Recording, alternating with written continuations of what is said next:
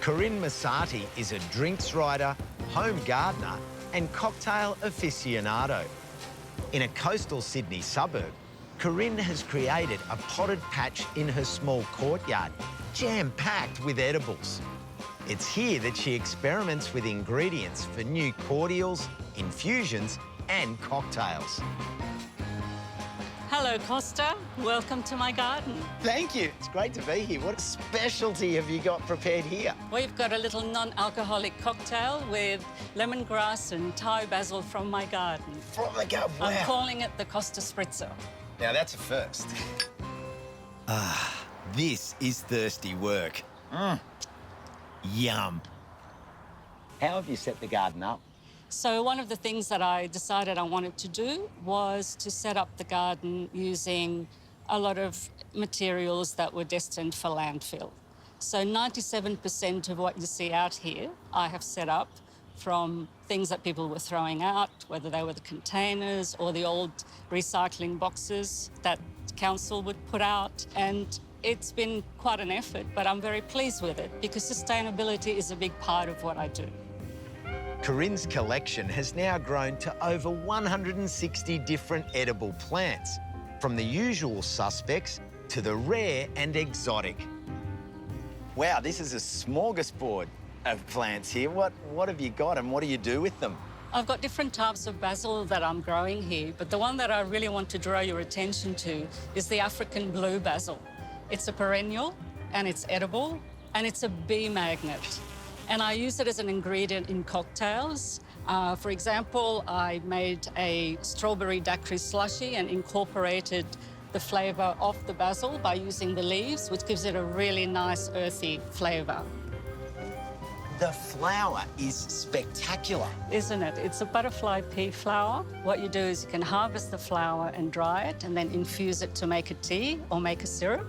And the liquid that it produces is this colour, but it's got the ability to change colour when you add acid to it, like a squeeze of lemon juice, and it turns into purple. Corinne is also discovering what you can do with Australian native plants. So what we've got here is samphire, which is a salty succulent, and it's actually pretty much in terroir with the locality of where we are, near the beach. I use that in a cocktail. So I've got the samphire infused in vodka, and there's finger lime, tomato, and pepperberry, and kelp oil. So it's really very much the taste of the sea. Wow. Corinne's also experimenting with a drink made from a garden classic. So what I've got here is rose geranium. It's a little shrub, and if you just touch the leaves and smell it, it's got that beautiful rose flavour. Really sweet. I mean, it reminds me of Turkish delight. Very much so. Rose water. I use that to make a rose geranium and strawberry shrub that I use for cocktails. So a shrub, you take a cutting and grow a shrub? No, a shrub is a drinking vinegar that I use in cocktails. Oh, really? Yeah. I didn't know that. Well, there you go. You learned something new today. Oh, I'm interested to try. Let's do it. OK, deal. Corinne's even improvised a front yard pop-up bar to demonstrate her latest invention. OK, so the first step is we're going to be using strawberries. And then we're going to layer it with some rose geranium leaves. Add more strawberries. Add more rose geranium leaves. It's a bit like the layers of a lasagna. Yeah. And then what you do is you add caster sugar.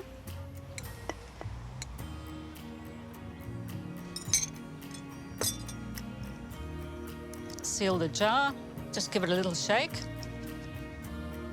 And then what you do is you add red wine vinegar to it. And you give it a good stir, and then you leave it in the fridge. And within a week or so, it'll be ready. So you strain it, and this is the finished product. And that's what you end up with. Wow. Gorgeous colour, isn't it? Look at the colour. Yeah. That is strawberry red.